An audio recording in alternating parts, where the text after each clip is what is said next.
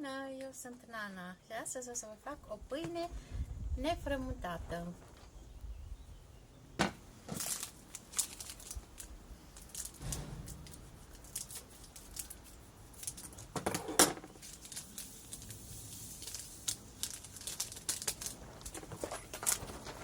Am pus drojdie, de zahăr, sare după gust,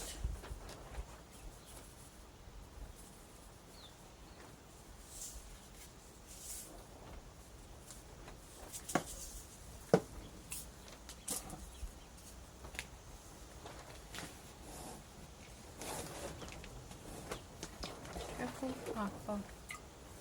Apa este călduță.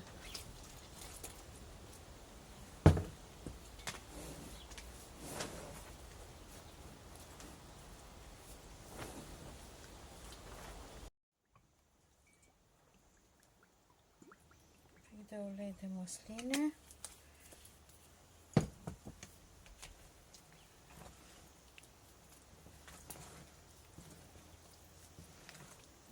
amestecați.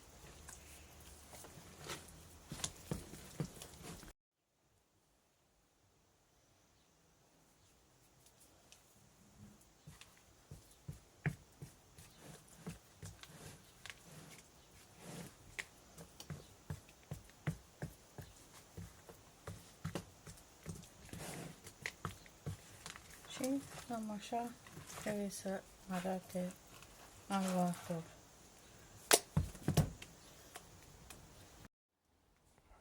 Eu acum aluatul crescut, am împărțit aluatul în două, am pus în două tigăi și mai așteptăm puțin să crească.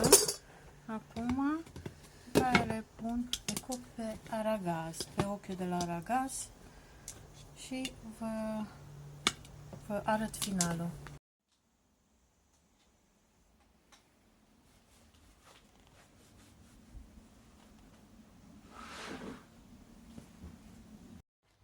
Pituța mea este gata. Vă mulțumesc frumos. Vă rog frumos să mă susțineți și pe mine, să dați like și să repostați, subscribe. Am nevoie de abonați. Mulțumesc frumos tuturor. La revedere!